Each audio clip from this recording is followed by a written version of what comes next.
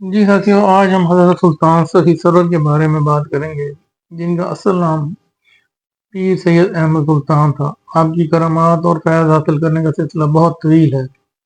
اگر ہم آپ کی کرامات یہاں بتانے بیٹھے تو شاید ویڈیو بہت لمبی ہو جائے۔ ہم آج آپ کو ان کی زندگی کے اس پہلو کے بارے میں بتائیں گے ساتھیوں، جن کے بارے میں بہت کم لوگ جانتے ہیں۔ لوگ ولیوں کی کرامات سن لیتے ہیں اور واہ بھی کر لیتے ہیں، لیکن ان کی زندگی مشکلات، ان کی دین کے بارے میں جو سٹرگل ہوتی ہے اس کے بارے میں بہت کم لوگوں کو پتا ہے۔ جی ہاں دوستو، پیر احمد سلطان اور سخی سرور نے اپنی طبی عمر پوری نہیں کی تھی، بلکہ ان کو شہید کیا گیا تھا۔ لوگ ولیوں کی ولایت کے بارے میں بہت سوال اٹھاتے ہیں اور بعض لوگ تو مانتے بھی نہیں، لیکن جب ان کی زندگی مشکلات، ریاضت اور حق پر کھڑا ہونے کی پاداش میں ان پر ظلم کی بات بتائی جاتی ہے تو پھر چپ کر جاتے ہیں کہ ہاں جی، اللہ کے ولی ہیں، ایسی قربانی دے سکتے ہیں۔ تو کیا دوستو، جو اللہ کے ولی اللہ کے لیے قربانی دے سکتے ہیں تو اللہ انہیں اپنی کرامات سے نہیں نواز سکتا؟ کرامت کیا ہے دوستو؟ اللہ کی مدد کا نام ہی کرامت ہے، جو اللہ اپنے پیارے بندوں کو دین کی قربانیوں اور ریاضتوں کے ثمر کے طور پر عطا کرتا ہے۔ تو اپنے ویڈیو کے اصل جو میں آپ کو ان کا ایک زندگی کا ایک پہلو بتانا چاہتا ہوں، ان کی شہادت کا پہلو، ہم اس کی طرف آتے ہیں کہ حضرت سلطان سخی سرور، تھوڑا سا ان کا میں آپ کو تعارف کراؤں کہ حضرت سلطان سخی سرور امام موسیٰ کاظم کی لڑی میں سے ہیں، جو کہ حضرت حسین، امام حسین علیہ السلام کے پوتے تھے۔ آپ کا سلسلہ چند پشتوں کے بعد ہی حضرت علی سے جا ملتا ہے، تو شہادت تو آپ کے خون میں ہی شامل تھی۔ آپ کے والد عرب سے آ کر ملتان میں آباد ہوئے، ملتان کے قریب ایک قصبہ شاہکوٹ، وہاں آباد ہوئے۔ ان کی وفات کے بعد آپ کے خالہ بھائیوں نے زمین کے بٹوارے میں خود غرضی دکھائی اور زرخیز زمین خود رکھ لی اور بنجر زمین حضرت سلطان سخی سرور کو دے دی۔ آپ نے محنت کی اور اللہ نے اپنے ولی بنجر زمین کو ان کے خالہ زاد بھائیوں کی زرخیز زمین سے بھی زیادہ زرخیز بنا دیا، کیونکہ اللہ کا وعدہ ہے کہ جو اللہ کا کام کرے گا، دین کا کام کرے گا، تو اللہ اس کو اپنا ولی بنا لیتا ہے اور اس کے دنیا کے کام آسان کر دیتا ہے۔ تو اللہ نے اپنے طاقت کے بل بوتے پہ ان کی زمین زرخیز کر دی۔ آپ کی زمین زرخیز ہوئی تو اس کا رنج آپ کے خالہ زاد بھائیوں کو بہت زیادہ ہوا۔ انہوں نے اپنے دل میں جناب بغض پا لیا اور آپ کے خلاف سازشیں شروع کر دیں، اپنی قوم کو ان کے خلاف شروع کر دیا، لیکن اللہ آپ کے ساتھ تھا۔ وہ جتنی سازشیں کرتے، آپ کی سخاوت اور دینداری کی برکات اور اس کے فیض کی وجہ سے لوگ دور دور سے آپ کے مرید ہونے آتے، ہر جگہ آپ کا چرچا ہوتا۔ آپ کی سخاوت اور دریا دلی تو زبان زدہ عام ہوگی۔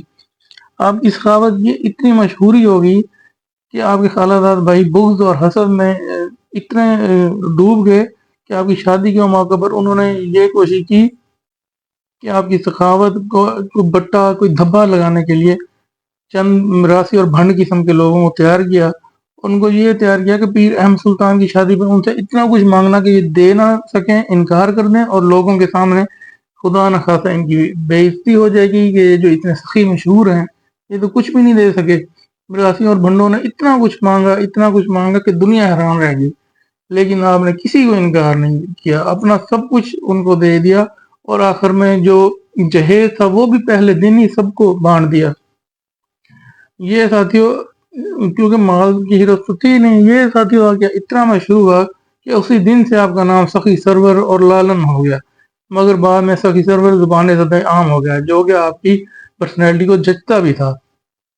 مگر اس واقعے کے بعد خالہ زاد بھائی آپ کی جان کے دشمن ہو گئے، اور ان کے فتنے سے بچنے کے لیے آپ اپنی خاندان کے ساتھ اور بھائی کے ساتھ کوہ سلمان کی غیر آباد پہاڑیوں میں آ کر اللہ کی ریاضت اور عبادت میں مشغول ہو گئے، کیونکہ اللہ کے ولیوں کو دنیا داری کا زیادہ طلب نہیں ہوتی۔ اللہ کی ولی کی ولایت اور خوشبو جتنی بھی چھپائیں ساتھیوں نہیں چھپتی۔ یہاں بھی لوگ آپ سے فیض حاصل کرنے جوک در جوک آنے لگے، حتیٰ کہ کئی غیر مسلم آ کر آپ کے ہاتھوں اسلام قبول کر گئے۔ آپ کی شہرت اور عزت و منزلت کی داستان آپ کے خالہ زاد بھائیوں تک پہنچی۔ وہ تو پہلے ہی بغض اور حسد میں جلے ہوئے تھے، اپنی خاندانی حسد میں اندھے ہوئے پڑے تھے۔ اس اندھے پن میں انہوں نے پورا ایک لشکر تیار کیا اور آپ کو شہید کرنے آ گئے۔ راستے میں آپ کے بھائی کو پتہ چلا، جو آپ سے 10-12 کوس دور عبادت میں مشغول تھا، تو وہ ان کے سامنے شیشہ پلائی دیوار بن گیا، اور ایک روایت کے مطابق کہ وہ اتنی دلیری سے ان کے سامنے لڑا کہ تقریباً 70-72 ان کے لوگوں کو مار کے پھر شہید ہو گئے۔ اس کے بعد دوستوں وہ لشکر آپ کی عبادت گاہ کی طرف چل پڑا۔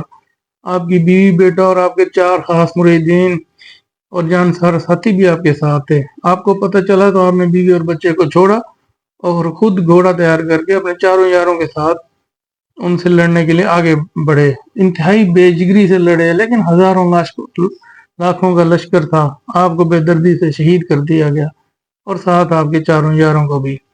आपने आखिरी वक्त में वसीयत की कि मेरे चारों यारों की कब्रें मुझसे ऊंची जगह पर बनाई जाए। ये आपका अपने मुरीदीन से प्यार था जो आखिरी दम तक खत्म ना हुआ।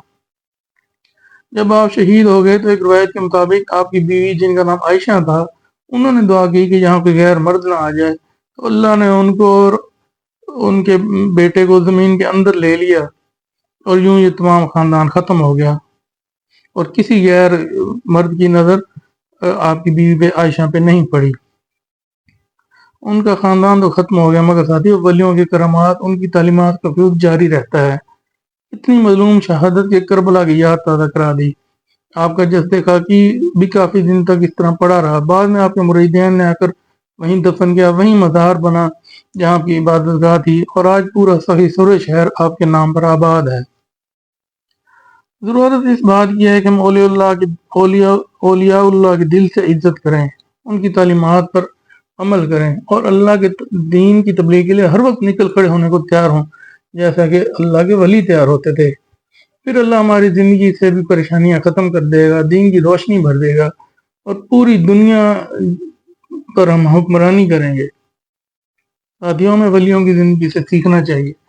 जिस तरह के हज़रत सरवर की जिंदगी से हमने ये सीखा कि दीन में मुश्किलात आती हैं, लेकिन अल्लाह के रास्ते से कभी भी नहीं हटना। अल्लाह हमें उनके नक्शे कदम पर चलने की तौफीक अता फरमाए। उम्मीद है साथियों आज आपको ये वीडियो पसंद आई होगी।